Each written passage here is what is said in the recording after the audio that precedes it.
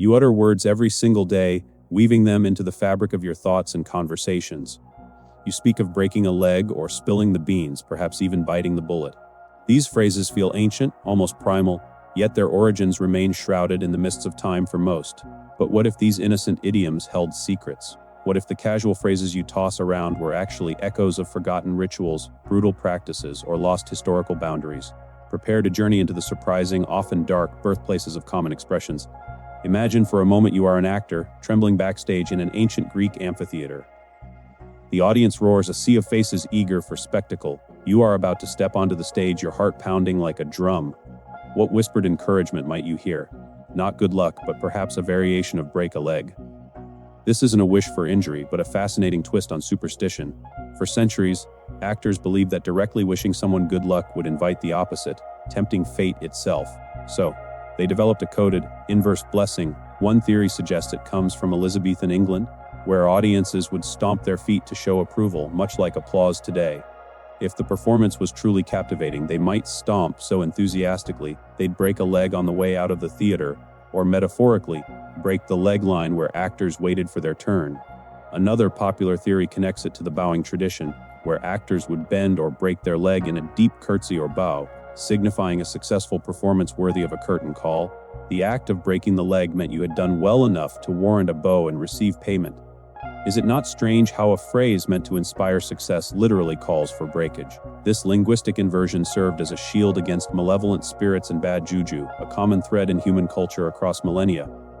The phrase today, devoid of its superstitious undertones, still carries the weight of a hopeful wish, an invisible hand pushing you towards triumph.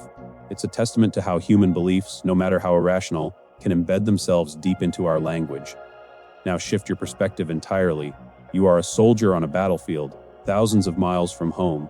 The year is 1850, perhaps amidst the Crimean War or the American Civil War. A splintered bone protrudes from your arm, and the regimental surgeon, with no anesthetic, prepares his instruments. He offers you something to clench between your teeth, a lead bullet. You are about to bite the bullet. This phrase vividly describes the excruciating reality of 19th century battlefield medicine.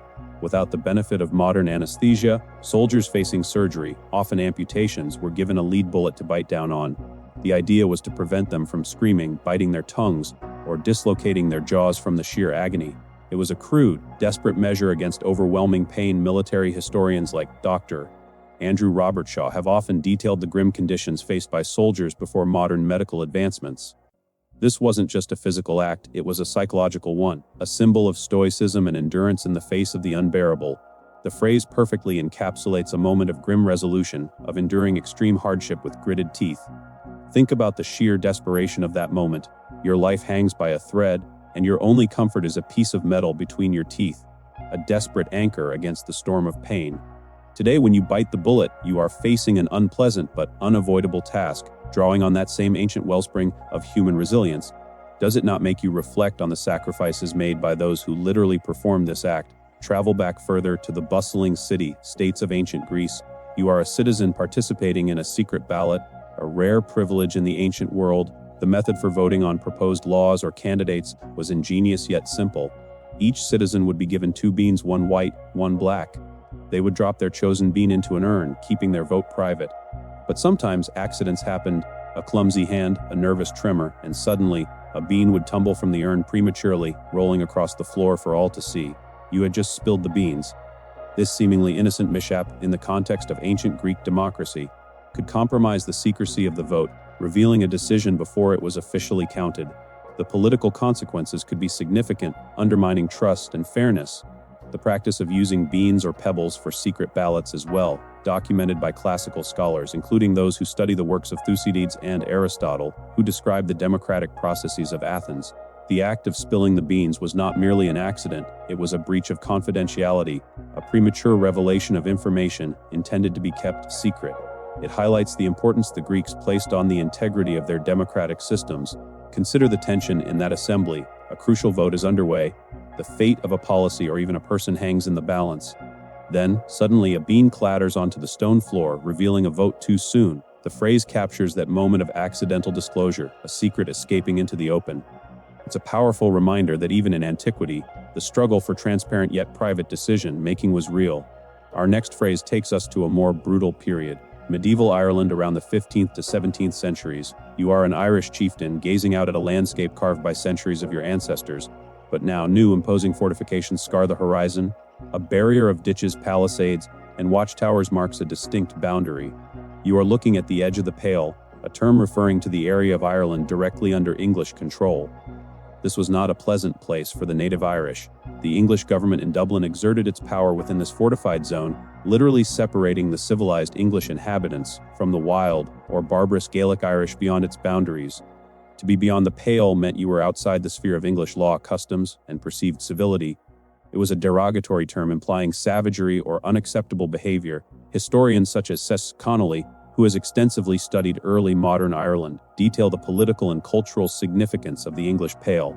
It was a physical manifestation of cultural segregation and colonial power. English settlers viewed anything outside this fortified zone as uncivilized and lawless. Thus, to behave in a way that was beyond the Pale was to act outside the accepted norms of their society, to be barbaric or indecent.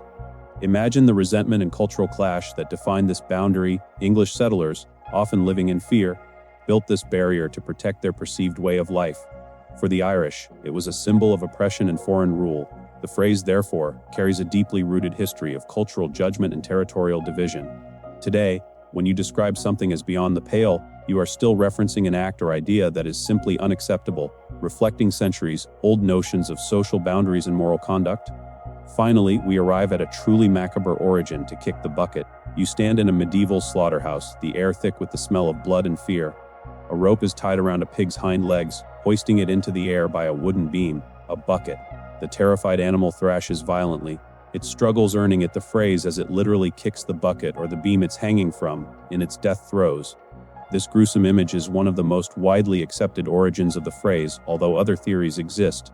Another, more colloquial theory suggests it came from the practice of suicide in the Middle Ages, where someone might stand on a bucket, tie a noose around their neck, and then kick the bucket out from under them. The etymologist William S. Walsh also notes this darker connotation in his work on popular phrases. Both origins paint a stark picture of death. The bucket in this context refers to a specific type of wooden yoke or beam. This was a common tool in various agricultural and butchery practices. The sudden, violent movement of the animal as it expired, its legs flailing against the very support that held it, etched the image into the popular lexicon. The phrase is a grimly direct idiom for dying. Consider the stark reality of life and death in earlier centuries. Death was a more visible, tangible part of daily existence, whether through farming, war, or illness. This phrase, far from being a gentle euphemism, is a visceral description of the final moments of life. It's a powerful, almost brutal reminder of mortality. These common phrases, uttered without a second thought, are far more than mere words. They are linguistic time capsules, echoes of ancient democratic processes, brutal battlefield realities, colonial segregation, and the starkness of life and death. They remind you that the past is not merely confined to history books and archaeological digs. It lives on, hidden in plain sight, within the very language you speak. Each phrase is a whisper from a forgotten world, connecting your modern conversations directly to the mysteries and realities of ancient human experience. The words you utter every single day are, in a very real sense, the chronicles of human history itself.